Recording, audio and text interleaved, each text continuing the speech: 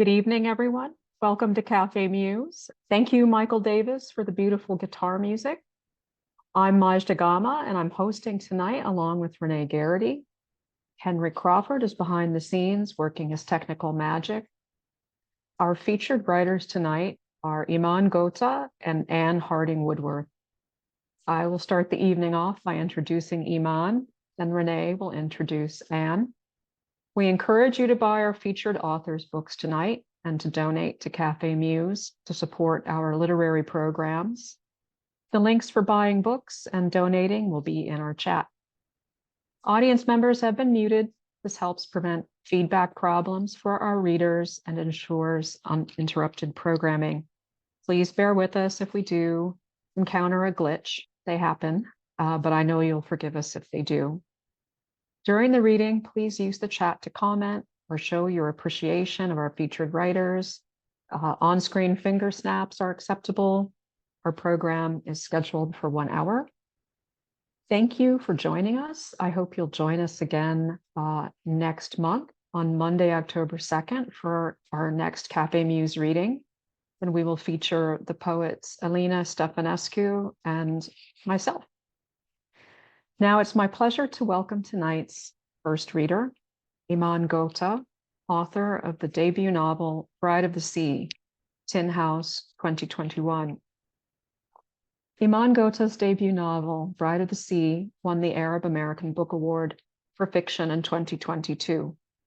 She grew up in Jeddah, Saudi Arabia, and Cleveland Heights, Ohio. Her writing has appeared in the Washington Post, USA Today, Necessary Fiction, Witness, The Rumpus, Valley, Arab Lit Quarterly, the Marcas Review, and other publications. It is rare for Café Muse to feature a fiction writer. We are a literary salon, so we do so with good reason tonight. Bride of the Sea isn't just a debut novel, it is a voice in a void that existed all Eman's life. In her essay for Lit Hub, writing a Saudi American novel when no one has done it before, Eman writes, "In my reading life, as years and then decades passed, an absence of Saudi women persisted. There was no rich tradition of Saudi women's literary prose to provide me a touchstone for countering the life behind the veil narrative. There were no novels by Saudi Americans at all. And to write a Saudi American novel, I decided I had to create my own literary tradition. The way the two characters in my novel have to learn how to cook by calling their mothers on an echoey, long-distance connection. Being the first book in an entirely new cross-cultural genre means there is an intimacy to Bride of the Sea that took me aback, given the lack of accurate depiction of Saudi families or culture in American literature. Here are characters with flaws, jealousies, hidden agendas, characters who are flesh and blood rather than the clothes they wear or the music they listen to, or rather the music they didn't listen to in the music is forbidden years. They even shovel snow. What Eman has achieved with Bride of the Sea is a direct translation of a country, a language, and a culture. The character Hanadi understands this herself when she grasps that to be in Saudi Arabia after being raised in America is to know the origin of her mother's phonemes. Blue sky is like a vat of dye, air like steam in a bathroom. These things gave birth to her mother's P's that are not quite P's, her V's that are passing resemblances to F's, her insistence on opening lights rather than turning them on. Bride of the Sea is a spellbinding debut about colliding cultures, immigration, religion and family, an intimate portrait of loss and healing, and ultimately a testament to the ways we find ourselves inside love, distance, and heartbreak. Please welcome Eman Quotah to Café Muse. Thank you. Thank you for inviting me. Letting me come into poet territory. So exciting, and giving me 20 minutes. I just don't know what to do with myself. Usually I get 5. before I start reading, I just want to talk about the excerpt that Majda read from that essay. I have been so excited lately by how many Arab American voices there are now compared to like even just 5, 10, 20 years ago. I'm reviewing now this book that Majda's featured in, and there's like 60 poets in here. It used to be you'd be like, there's Naomi Shihab Nye, and there's a couple of others, and there's Khalil Gibran. But now there's just such a wonderful and diverse tradition of Arab American poets. And then this year, I was invited to judge the Arab American Book Award for Fiction, which I won last year. And I was just so excited by the submissions we had. I would have been happy to award almost all of them. And they were just so different. We had our 2 winners this year are a fantasy novel, like a doorstopper fantasy novel, and a slim, very experimental novel by a poet. I mean, so it's just wonderful how many more voices there are now. And that's not because we weren't here. It's because some of the doors in publishing that were closed before have opened a little bit more. So I'm going to read a little bit from Bride of the Sea, which is my book. And then if I still have time, I'm going to read a little bit from a short story that was published in The Rumpus last year. So the epigraph to Bride of the Sea: "We do tell you the best of stories. When Joseph said to his father, 'Oh, Father, I have dreamt 11 stars and the sun and the moon. I saw them prostrating to me.' His father said, 'Oh, my son, do not tell the story of your dream to your brothers.'" The Quran, Surah Yusuf. Basmala, 2018. Hannah dreams the family buries her mother, a woman they haven't seen in more than 40 years. Hannah herself hasn't seen her mom in 20 years. The family buries Sadie in view of the Red Sea, a few miles from Jeddah, where she was born. The water is a perfect, unending slab of turquoise. Hannah focuses on the horizon. The Arabian Peninsula and everything on it disappear. The land behind her, beneath her, beside her. Hannah stands on firm ground. Ahead of her, miles and miles and miles of sea. Before the burial and the sea, Hannah is in a small room with low cushions. Her mother's body lies in the middle of the floor on a sheet spread over a silk rug. Women in mourning white hunch over the body, the sleeves of their long dresses rolled to the elbows. Though she can't see their faces, Hannah knows, the way you sometimes know in dreams, who is touching her mother's lifeless skin. Hannah's grandmother, Aunties Randa and Riham, a handful of female cousins. They wash the hands and face 3 times, the arms, the feet, as though preparing the body for prayer, as though the dead could pray. They slide the washcloth down the body's right side and its left side, press the stomach with their flat palms to force a bowel movement. After they wash the body, they expertly swaddle it in white cotton, as though readying a baby for sleep. All that shows is a pale face, cheeks like crumpled sheets of unbleached paper. The women burn sandalwood incense. In real life, someone would be howling with grief, calling her mother's given name, Saida. They would call Hannah's name too, her other name, Oh Hanadi. God have mercy on your mother. God forgive her and protect her. In this dream, watery silence, as though they were at the bottom of the sea. Her mother looks harmless, quiet and still, an object. The sea becomes a great brown, expansive lake, a sea again, a lake. Hannah turns from the water, Men in white thobes, brown mishlahs, and white headdresses carry the body, the bundle that is her mother, down a beach that shines like a coin. The body is veiled, disguised. It could be anyone. Maybe it is not her mother. Maybe bodies have been switched. Soon the men, these uncles and cousins, both close and distant, are digging and digging, their thobes hiked up around their waists and tucked into their boxer briefs, their mishlahs and headdresses thrown into a big pile on the sand. Behind the men are waves, and there is sound, a whoosh and crash and someone cussing. And though Hannah doesn't understand the Arabic words, she recognizes the tone of frustration, like someone stubbing a toe or jolting an elbow. Meanwhile, the men dig, and the sand won't stop filling in, and the cussing continues, and the waves crash. One of the men realizes they forgot to say God's name before they started.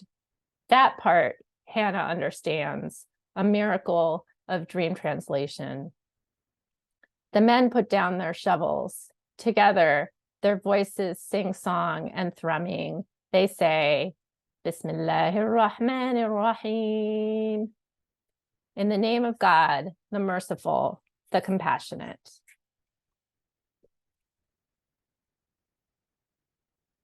All right, so I'm going to read from a story that was published in the Rumpus last year. So if you're interested in finishing it after, or even if you wanted to follow along now, it's up on their website. And this is called Only Humans. Now that the sun is back, Selwa brings the children down from the mountains into the wadi. Parasols over their heads for shade. It's a warm day, but not the heat everyone fears, the heat that kills. It's a day to celebrate miracles. For the first time in nearly 3 generations, water flows in the wadi, roaring like the sound of 1,000 worshipers chanting, Ameen. Selwa and the children and their parents and some of their parents' parents never saw or smelled water till the rain poured down last week.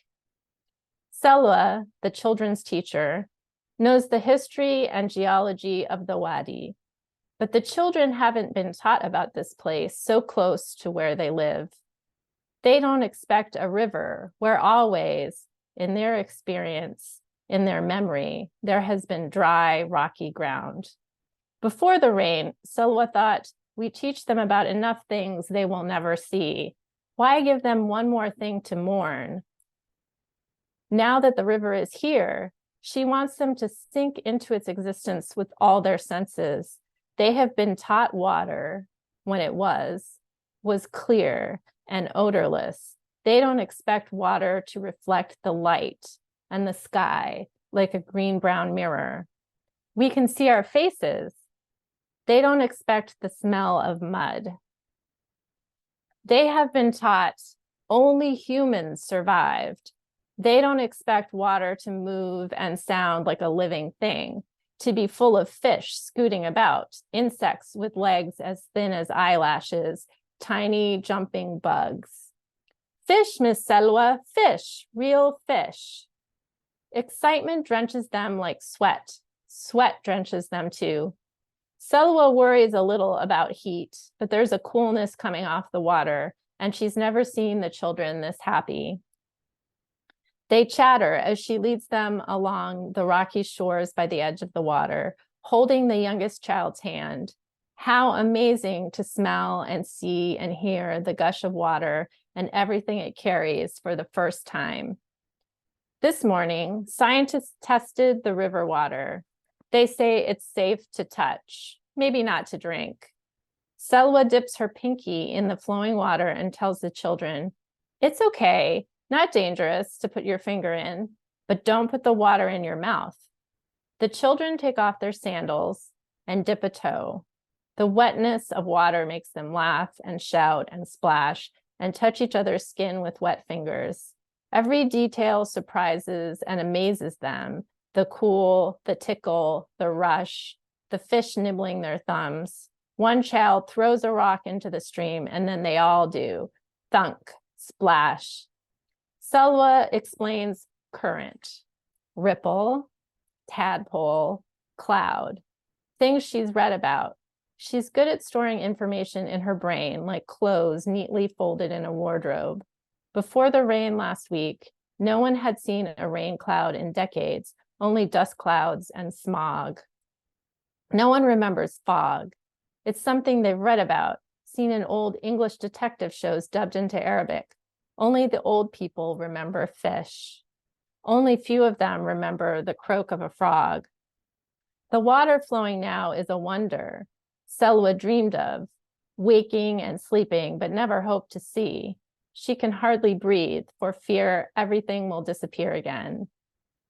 The water is also a memory of how the river came once a year when her mother's mother was a child, until it stopped coming, like a mer creature people no longer believed in. Selwa has been taping old people's memories.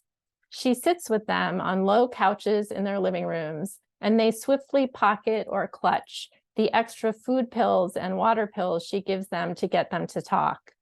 They apologize for having nothing in the house, and she doesn't understand why they feel sorry. No one has anything but their rations of pills, until she pieces together that the first memories gushing forth in each conversation are memories of something she has never known: hospitality. The old people remember dates and coffee served to our neighbors, incense wafting to bid them goodbye, sugar swimming in glasses of tea, saving the slimy, nutritious fish eye for the eldest aunt, Vimto and Mirinda bubbling in our noses when we visited relatives.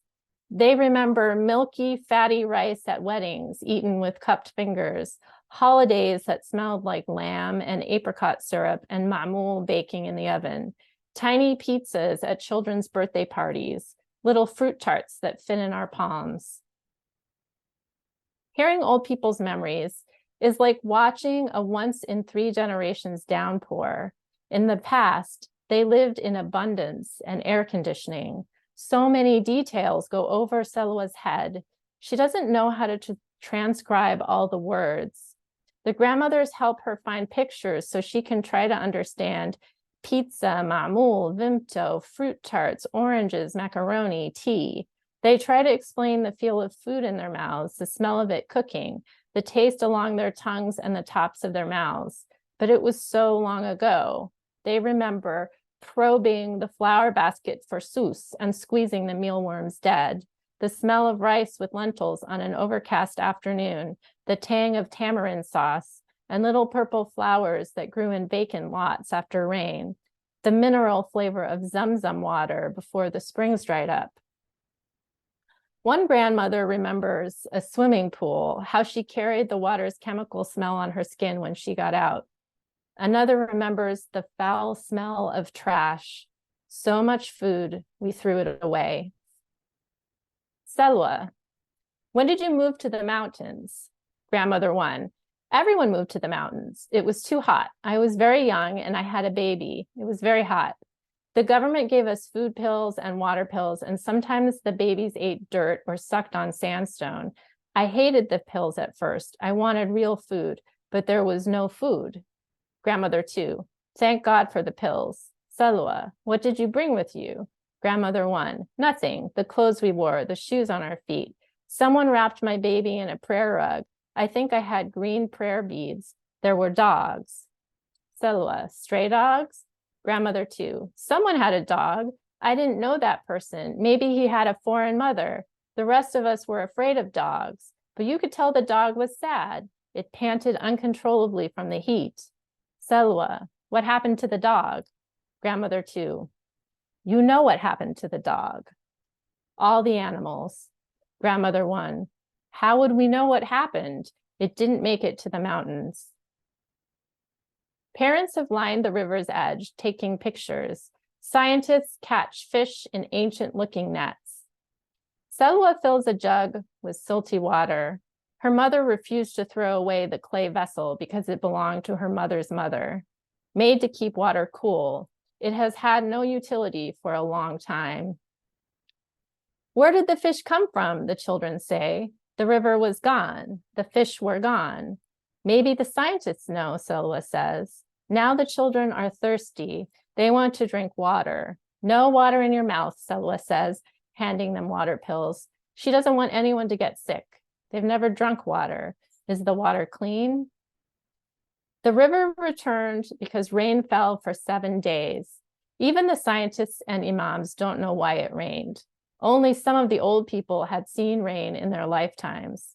Selwa had read about rain. She knew rain when she saw it. Still, she gasped at the sheets of water. Then the houses leaked. Rivers and rivulets flowed through the flimsy front rooms of the houses tucked into the mountain's crags.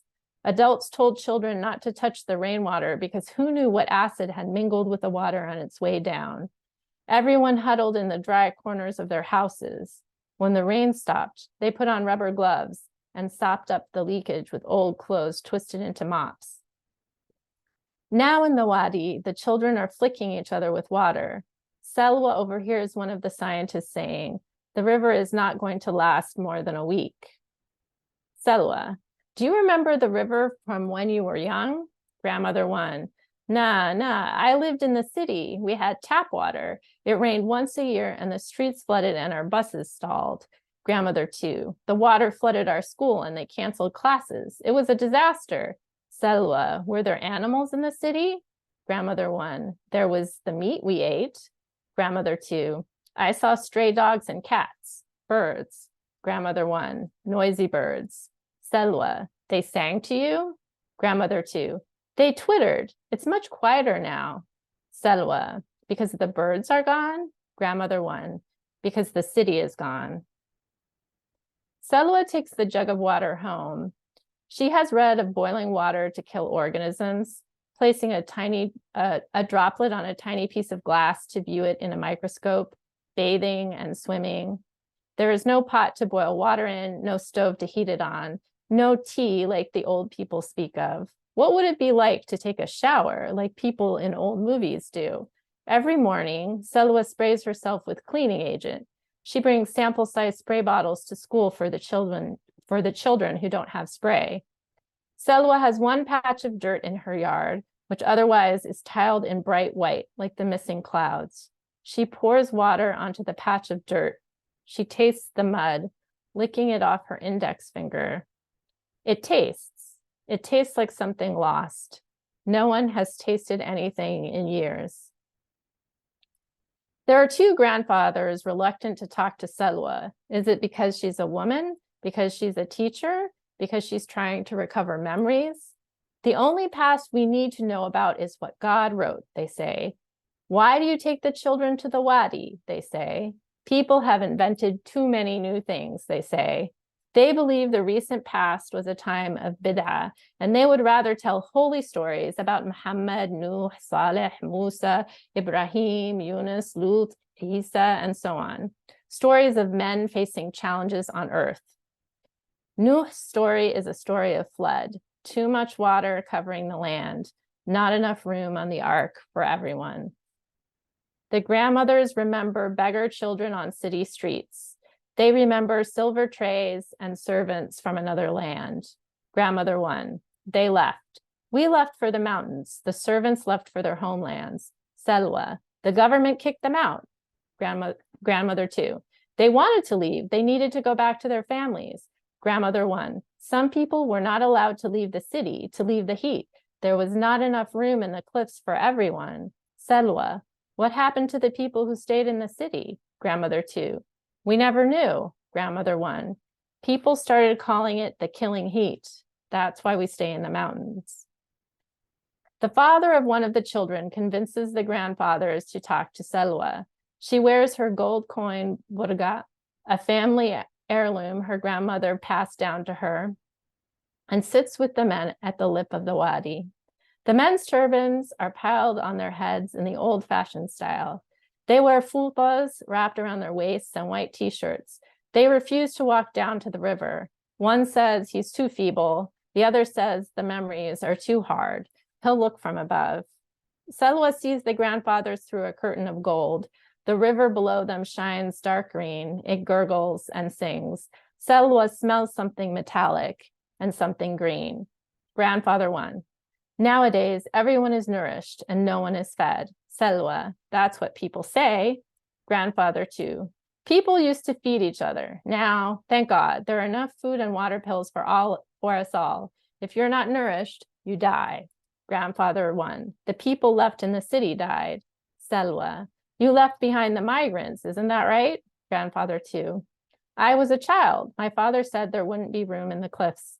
Grandfather 1. If they couldn't return to their homelands, I don't know. They might have died on the sea. Selwa. The seas were rising.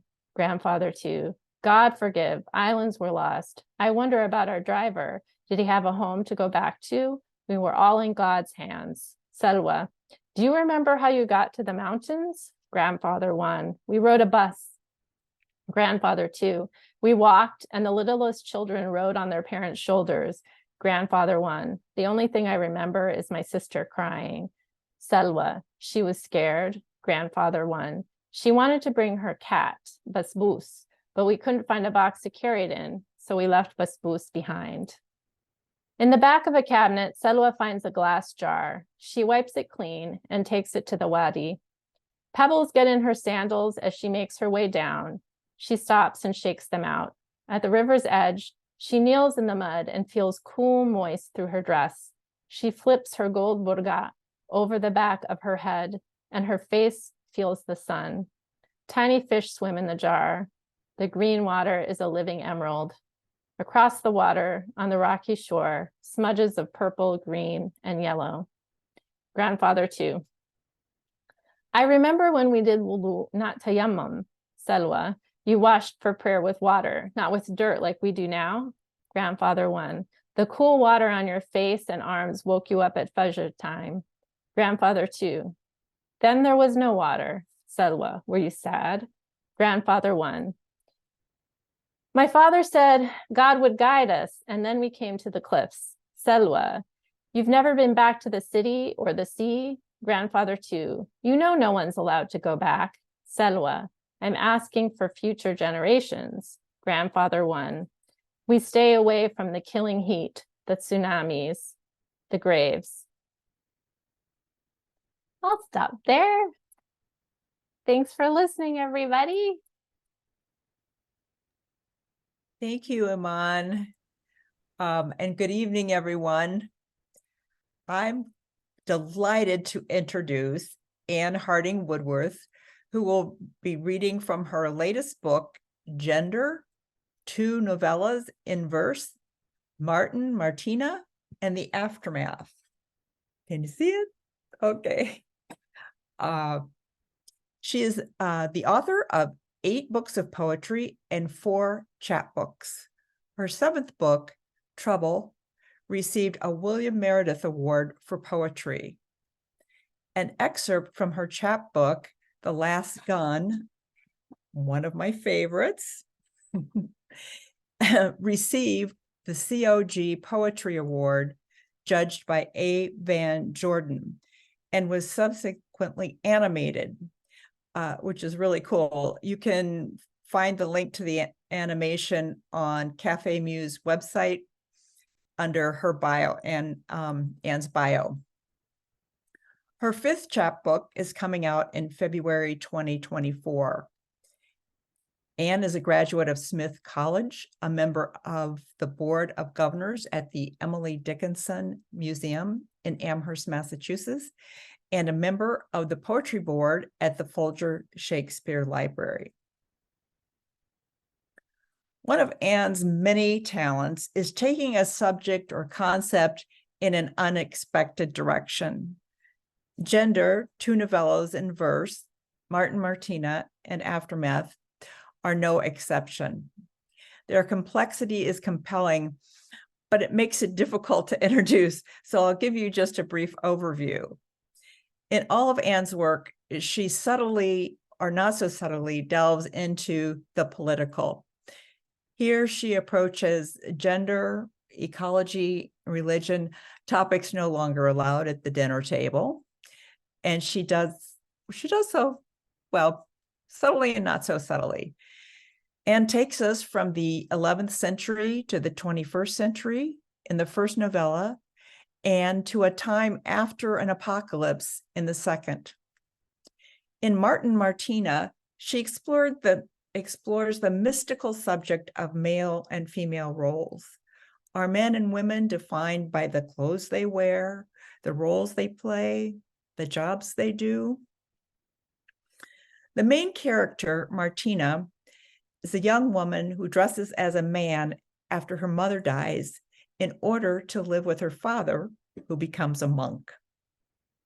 He is accused of fathering a boy. Without question, Martin Martina raises the boy as her own.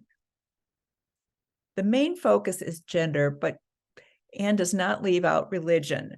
Moving forward to 2022, Martin Martina is no longer a man living with monks. She is a woman buried in a glass coffin in a church, waiting for miracles to bestow sainthood. As she waits, she focuses on her gender. I was a woman. I was a man. I was a woman. I remained a woman. I liked being a man. I was a woman man. In the second novella, The Aftermath, most of civilization as we know it has been destroyed by weather, weapons, financial collapse, etc. However, there are three survivor groups: asexual, the fennel, men who are male, the weavers who are female, and the builders who are neither male nor female and can't reproduce. In this harsh, separate world without the tenderness of the Martin Martina, a member of the builders group, the group that can't reproduce, mysteriously becomes pregnant. The character in both these novellas and settings are intriguing and grab your interest from the first page. They make you consider the topics, they make you think. But one of the highest praises I can give Anne's writings is that they are at risk of being in the company of other excellent writers, such as Toni Morrison, The Beloved, and Margaret Atwood's The Handmaid's Tale, which are, unfortunately, flagged by Iowa's AI search for books to ban. With that, please welcome Anne Harding Woodworth. Thank you, Renee. Thank you very, very much. What a fun evening this is. Eman, I just loved hearing. Where is Eman? I'm looking for you in my gallery. There you are. I just loved listening to parts of Bride of the Sea, because I am about a third through it now and can't wait to find out if Munir is ever going to find his child. I'm also grateful to all the WordWorks people, and just happy to be here. I'm going to start with, before I get to gender, I'm going to start with my previous book called Trouble. Maybe you can see it there.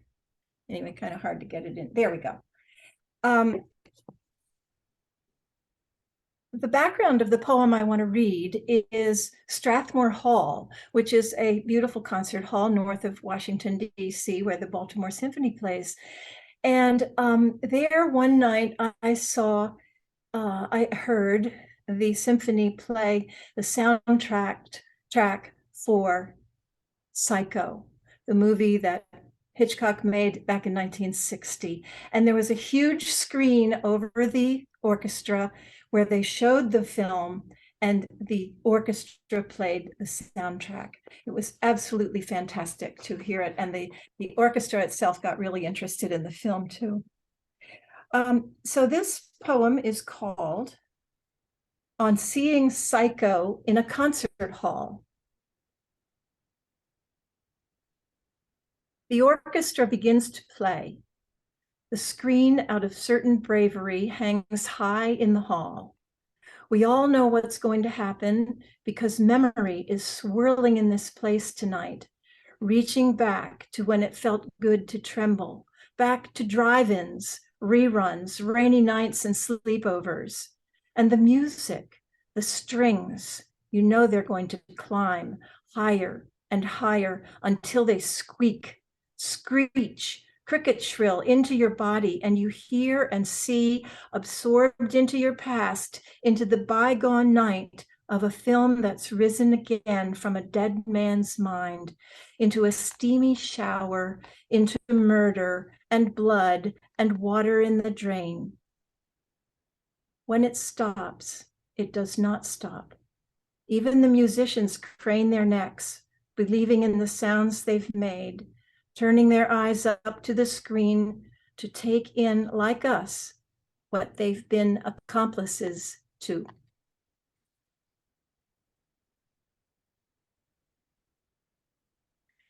Well, that was the beginning of my writing about film. And I found myself going to movies and coming home and writing a poem about it. And then, or I'd go to a play. And pretty soon I had a whole collection of poems about performance, whether they were films, documentaries, or a sporting event even, anything on a screen or in an arena or theater.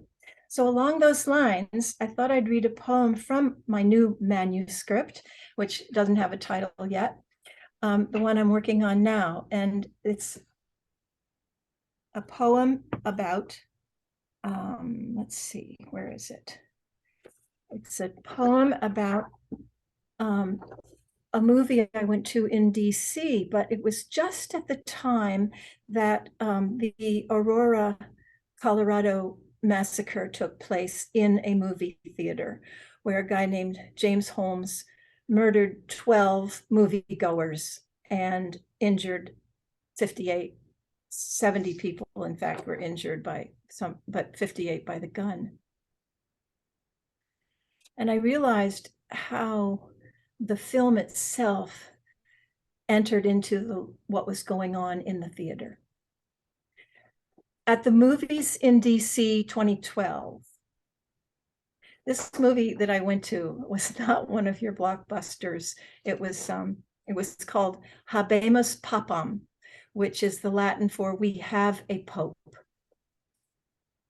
It's a quiet one. We have a Pope. The one about the Pope who doesn't want to be Pope. Quiet, yes, up to the clap of thunder. The Pope's in for a downpour, and yet sun radiates over Rome. Turns out the thunder is our own in the night sky outside the theater. Reality has infiltrated fiction, the way real and unreal blurred over the Aurora, Colorado audience into a chaos of bodies on the screen and bodies in the rows and aisles, screams, gun blasts, SWAT teams, sirens, smoke surged from behind the scrim and in front of it. Real blood shone as rose bright as any artful wound in a studio. More thunder. There's no telling the difference between what's out there and in here. Mindless celluloid holds up. Behold the anti-hero as Zeus bombards, wounds, kills, and shakes walls, sides, front and rear, seats of velvet, until no one on earth knows what projection is, who the Holy Father is, and whether we have one or not.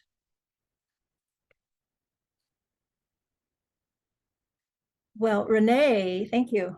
Renee gave you a nice little précis of my book, Gender. And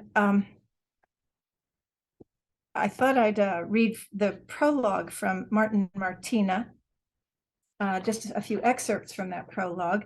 Mother Martina, as Renee said, has been lying in a glass coffin in a chapel for more than 1,000 years. She knows what's going on around her in the 21st century. And she also thinks back to her days in the 11th century when, as a father, she raised a son. How she became a father is a big part of the story. And Renee told us that, you know, she She dressed as a man to follow her father into the monastery. But as Brother Martin, he was accused of fathering a child and was banished from the monastery along with the child called Dino.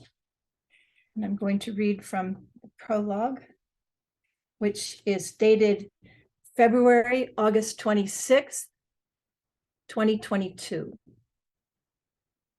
From Mother Martina's view. Women under black cloaks like crow's feathers whisper at my sides here. They peck around me, peer through the glass of my coffin, at the gold and green brocade I'm wearing, my soft leather shoes unscuffed. Silk gloves hide the gap of my missing finger, the one in a Topkapi case near St. John's Hand, though I've heard there was another in Corfu, sold by a priest. In fact, I've heard he sold about 13 of them.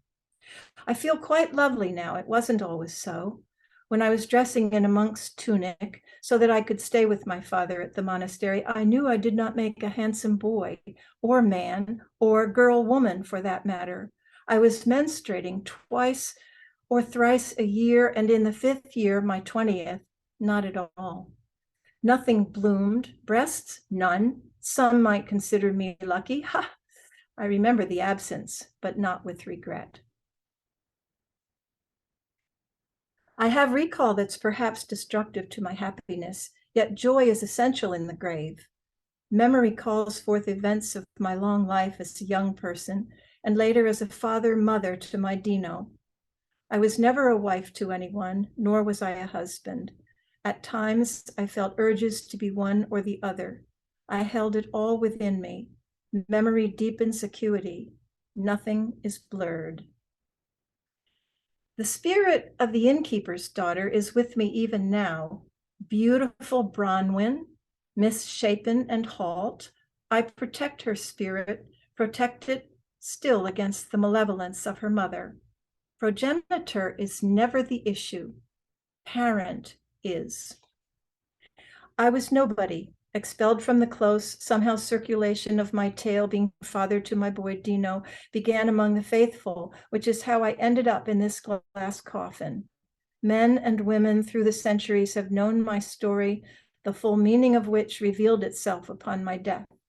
Throughout my life, they never knew I was not Dino's father. I was not his mother either. Ralu busies herself here in the chapel, cleaning up after the visitors, not hiding her disdain for their muddy shoes or the crumbs that drop from their pockets. She welcomes the arrival of lone men who kneel by my side. She eavesdrops on their prayers. Lone men, she says, are tentative, reflective. They grapple with hard truths, she says. But she has contempt for the groups of men who visit. They wear caps and smell of freshwater eel and wine. They are cocky, nudge one another elbow to rib cage, and slur their words to cover up what they fear I'll hear. They light cigarettes that stifle the chortling in their maws, and they think the thoughts of adolescent boys. What was she like under covers in the dark? Men are curious about how a woman makes love. Men are curious about how a man makes love with another man. And when the other man turns out to be a woman, or part man, part woman, all men and women are curious. The artichokes, no. And that last line is the artichokes, bringing the artichokes into this story. And they have quite an important role in the whole story. And I'm going to read a story where Brother Martin's on his first day with the artichokes. Before this whole thing with the child, when his father died, he no longer had a support in the monastery, so he was sent to work the vegetable gardens, and the gardeners, the other brothers, were not nice to him at all. Let's see what page this is.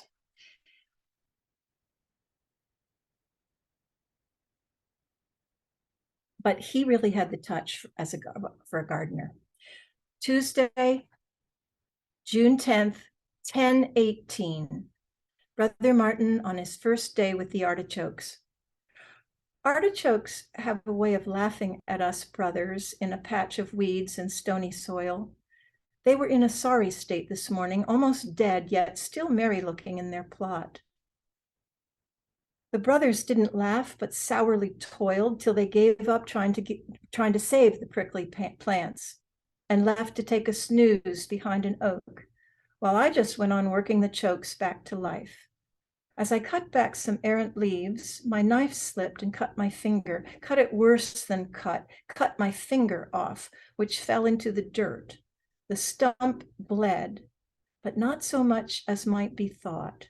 What blood there was mixed its moisture with the feeble artichokes, and they flourished. And the last one from this is going to be from the epilogue. So you've met Ralu. She's the cleaning woman in the little chapel where Mother Martina lies in the glass coffin. But then Mother Martina's made a saint and has moved to a cathedral.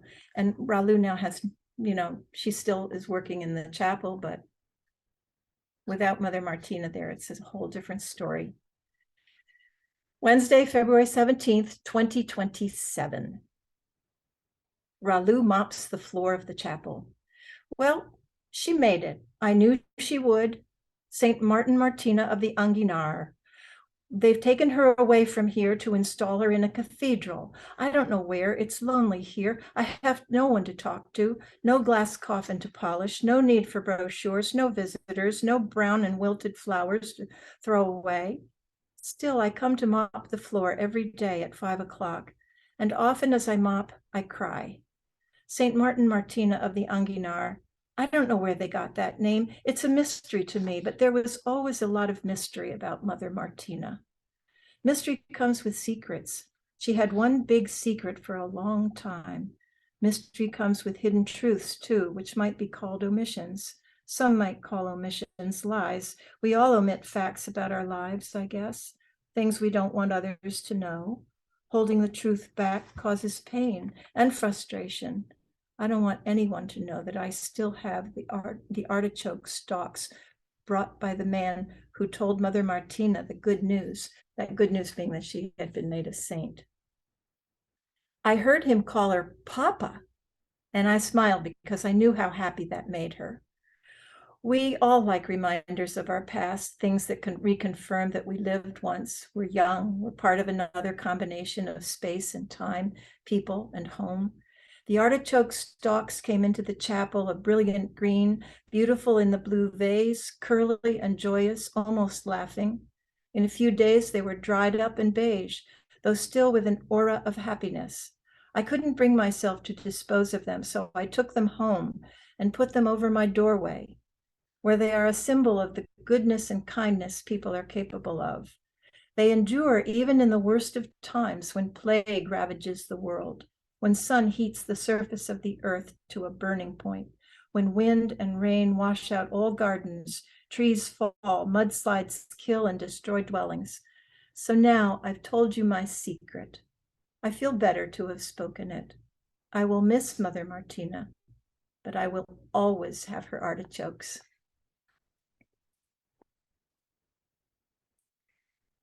Well, following up on the gender confusion idea, I'm going to read a poem from an earlier novella in verse of mine called Spare Parts. This is Spare Parts, it's just a wheel with its rim and back of a car. It was a Galaxy, I believe. In this book, I think I was showing a budding curiosity about cross-dressers, which perhaps led to my writing Martin Martina. I don't really know, but I think this is where it might have had its origin. I had heard about a man in Florida who dressed in his wife's clothes and read The Cremation of Sam McGee, that wonderful Robert Service story in verse, at a bar on certain nights. And I really wanted to write about such a person. I wanted to get that guy into one of my poems. and it turned into Spare Parts. So tonight I'm just going to read one poem from it. I call them chapters because I number them sort of that way. This is chapter 4, in which Gaddis begins to explain himself. My name is Andrew Gaddis Tish. They call me Gaddis, my mother's maiden name. She died giving birth to me. Her rich dad made dead sure they'd call me Gaddis, which became Gladys by 3rd grade. But I was never bothered, kind of fancied it, in secret in the attic where I'd go to be alone, where one day I was 8 or 9. I opened up a trunk where I found face down my mama's wedding gown. I pulled the zipper slowly down the back, gently took the shoulders and held them up against myself. Every attic's mirror awaits that one stalwart occasion when it proves it still can do its job. And sure enough, our smudged and dusty glass showed me a bride to love. I slipped the dress over my head and zipped it up, a dress too big but smooth as skin. I later learned to call it peau de soie, an apt name for the off-white silky gown I wore that day. I also found my mother's shoes, size 8, high heels. I slid my feet, size 1, within, and then the veil. My hair was much too trim to hold the tortoise combs, but I laid the tulle on my head, brownish tulle that flowed to my shins. There I stood before the mirror, smiling at my loveliness when, Gaddis? My dad was coming up. Are you up here? I've been calling you, son. Are you up? He stopped at the top of the stairs, staring at me. I looked at him. No word sounded. Then my father picked me up, put his head against my neck. I felt his tears descending into the scoop neck of the dress. Quietly, he carried me downstairs to his reading chair, and there began to read to me The Cremation of Sam McGee, which I learned by heart. And ever since I've linked to it the day my father let go of the woman of his life and took me into his universe, me, his first and lonely son in search of him, a father and a man. Thank you.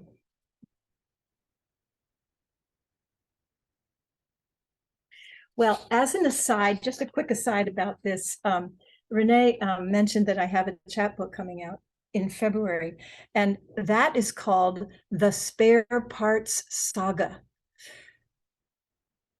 It came about when I tried to send a copy of Spare Parts, the book I just read from, to a friend in Ireland named Teresa.